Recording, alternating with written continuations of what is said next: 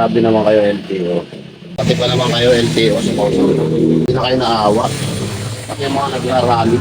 Pati yung lugaw, in-impound nyo pa. Grabe naman kayo, mga wala kayong awa. Anong klase yan? Di ba bus lang dapat ang inuwi nyo? Bakit pati yung lugaw, in-impound nyo? Hindi naman makatao yung ginagawa nyo. Katulad nyo rin yan, naghanap ng hostisya sa flood control. Pero yung ginawa nyo, hindi makatao yung ginagawa niya. Pati kayo, ang hirap na nga natin dito sa ating lugar. Pati kayong mga LTO, nakisawsaw pa. Kailangan lang kayong konsiderasyon din sa mga nagrarally. Dapat nga tutusin pinagbigyan nyo na lang. Mga kababayan kasi, ay gising ko lang, lumabas kasi sa newsfeed ko, ito si Sir Duque, na ito nga yung pati nga daw na yung bus nga raw na papunta doon sa rally na may mga lamang mga lugaw o kung ano yung pagkain nga para sa mga nagrarally. Hinarang ng LTO, grabe naman tong LTO na to.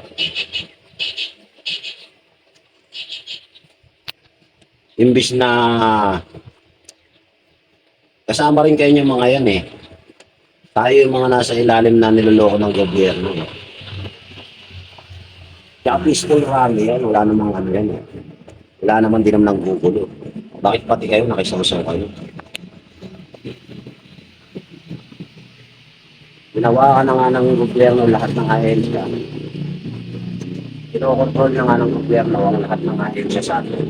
Pati kayo, hindi man lang kayo marunong makibagay o kailangan lang yung konsiderasyon. Kung tutusin, pwede nyo ang gawin na Oo, alam namin na inutos sa inyo yan na pag-uutusan lang kayo. Kasi siyempre, magkaroon naman kayo ng konting konsiderasyon lang.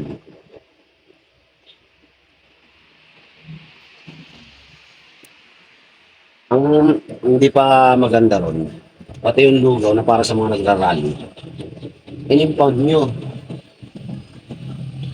Ano, gusto nyo magluto ng mga nagrarally, sinadya nyo. Di ba dapat yung mga sasakyan lang ang ini-impound, dapat kasama pati yung mga kaldero, pati yung mga lugaw, happy na kayo. Kung makatao kayo, kung isa kayo sa mga sumusuporta sa sa mga bagay na hindi na maganda nangyayari sa ating bansa. Dapat lang nagkaroon man lang kayo ng konsiderasyon na napaglutusan kayo, pero dapat ibinaba nyo man lang yung pati yung mga lugaw. Hindi man lang kayo naawa doon sa mga nagrarally. Ang gusto lang naman ng mga yan, pakinggan yung mga hinaing ng bayan. Dahil nga itong si Marcos, yung presidente natin, kahit anong rally na pinagkagawa niyan,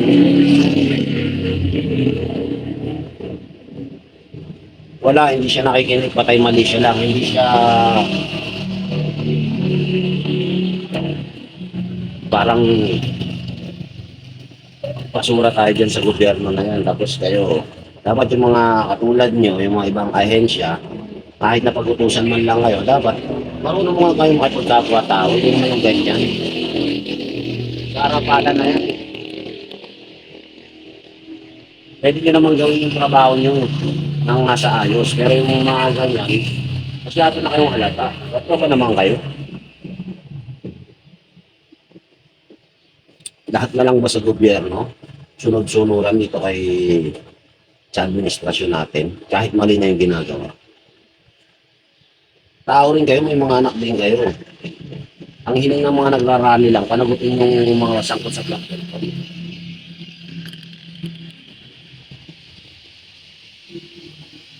Pinukulong na nga yung mga opisyal natin na lumalaban dyan sa korupsyon. Tapos pati pa naman tayo mga ordinaryong Pilipino, sasakay pa tayo dyan sa mga ginagawa nilang kabulas-pugan, kamalian. Dapat, sumunod tayo sa utos, pero lagi naman natin sa lugar.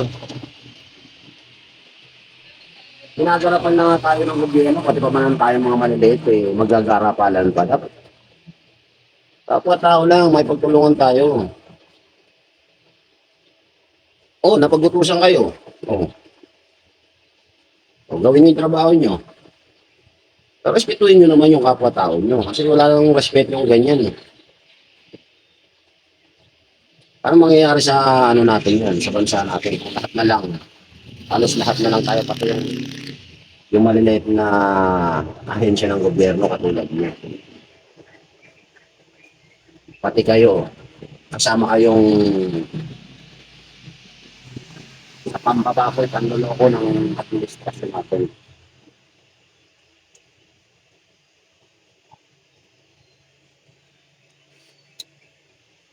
Hindi sana ako magko-comment kaso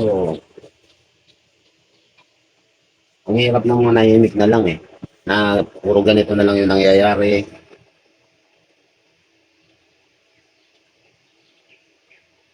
Ginagawa ang rally dahil gusto nilang panagutin yung mga may sala diyan sa flood control o yung mga ginagawa ng mali ng gobyerno. Dapat pakinggan rin yung taong bayan. Pero dapat kayo rin na maliliit na ahensya ng gobyerno, kahit na pag-utusan kayo, huwag naman kayong gumawa na rin ng kawalang hiyaan. Walang hiyaan na yung mga pinagagawa nyo eh. Nakikisakay din kayo eh. Hindi nyo ba alam yung ginagawa nyo yan, damay tayong lahat yan. Hindi tayo, ano, hindi tayo antay sa gobyerno, hindi tayo, wala tayong ano dyan, problema. Kung magaganda yung ginagawa. Eh kaso, puro mali eh, sablay eh. May mga sablay na dapat talaga, dapat talagang pinapakinggan din. Na problema, hindi na tayo pinapakinggan, kaya nangyayari yung rally na yan. Ang rally na yan, ang yung simbolo niyan, ibig sabihin, nagsama-sama na yung mga tao, sumisigaw, nakikiusap sa gobyerno, may hinihiling na dapat pakinggan ng gobyerno. Kaya nandyan yung mga yan. Hindi naman yung pupunta dyan mga yan, eh, magsasayang lang ng pagod. Pero naman mga trabaho rin yung mga yan. Kinasacrifice nila yung mga trabaho nila. Yung sahod nila. O, mawawalan sila ng sahod sa araw na hindi sila papasok. Sacrifice yung ginagawa nila. Tapos kayo, gaganyanin nyo lang. Haharangin nyo yung bus.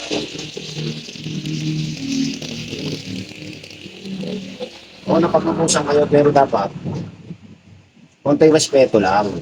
Alam niyo naman may pagkain, anong gagawin niyo dyan sa pagkain ngayon kung nandiyan yan sa impounding area? Masisira yan, mas magsasayang na naman tayo ng pagkain.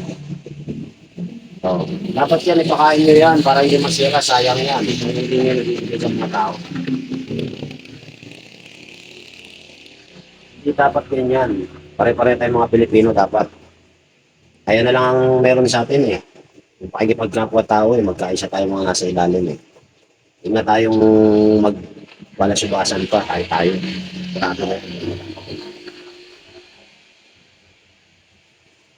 Lugar nyo rin, LTO. Yung mga nakaraang pag may mga rally, wala namang ganyan. Wala namang, mga nakaraang rally, wala namang ganyan mga balita na LTO, nangahalang ng bus. Ngayon na lang yan eh. Parang hindi na tama yung ginagawa nyo LTO. Nakaraan, ganyan din. Pero yung mga rally ng mga sobra nakaraan taon, wala namang ganyan. Ngayon lang.